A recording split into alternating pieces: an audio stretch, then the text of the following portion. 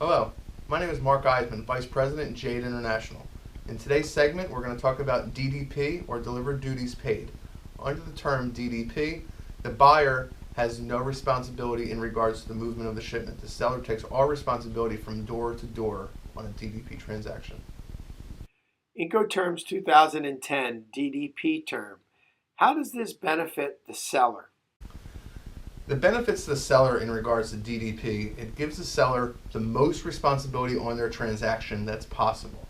This isn't really recommended, but there are some benefits there as they get to take care of the entire supply chain of their shipment. They sell the goods, they deliver the goods, they take care of everything in between A to Z. They're taking the responsibility though for any overseas customs formalities. Mark, what are the seller's responsibilities under DDP?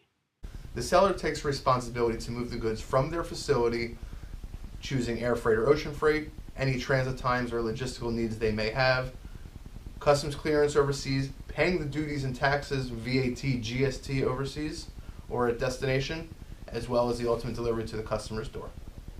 When using the DDP term, what are the buyer's responsibilities? The buyer has very little responsibility in regards to a DDP term. As a USA importer, if I was buying DDP, I would really recommend not doing this for a client. A client should not buy, as a USA importer, should not buy under DDP terms. The reason for this is because if the seller, even though the seller has responsibility for the duties, taxes, and customs clearance formalities, you don't know how those goods are being cleared. If the shipper's forwarder's designated broker is clearing the goods on your behalf, meaning you may have signed a power of attorney for them, you don't know how the goods are being cleared, opening you up to very, very severe customs compliance issues, and you could open yourself up to fines and penalties. As a seller, if you're selling under DDP terms, you are also taking on the responsibility. If you're shipping to a country under DDP terms, you're taking on the responsibility of that country's duties, taxes, GST, and VAT. Whereas in many countries, the GST and VAT are refundable if the import of record is in country. The seller under DDP terms is not going to get that same refund available to them. Also, you're opening yourself up to many taxes that may not have been known at time of quoting and time of selling of the goods. How does choosing DDP benefit the buyer?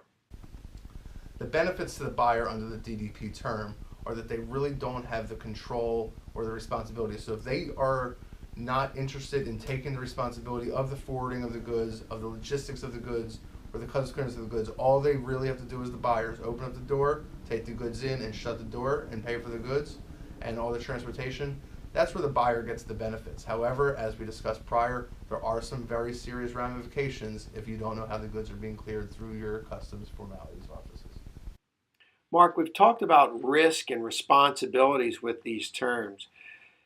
Can you talk to your concerns with importers and exporters using this term DDP and the responsibilities involved? As we discussed, as an importer, you do have responsibility because if the goods are being cleared in your name, you're responsible to U.S. Customs. You're responsible for all the rules and regulations under customs. However, you're not the one getting to choose who the designated customs broker is. If that customs broker is clearing something incorrectly, because remember, they're working on behalf of the seller, but you're taking on all the responsibility as the importer of record. Those are some very serious concerns if you were buying as an importer under DDP terms. The same applies to the seller too. If you're selling goods under DDP terms and you're shipping to a country that has some taxes that you may not have known about at time of shipment, you're going to be woefully under invoicing your client for the goods that you're selling. So it's very strongly recommended never to use the terms DDP. That concludes today's session on DDP. Thank you very much for your time. If you have any questions, please email or call at the numbers and address provided below. Thank you very much and have a great day.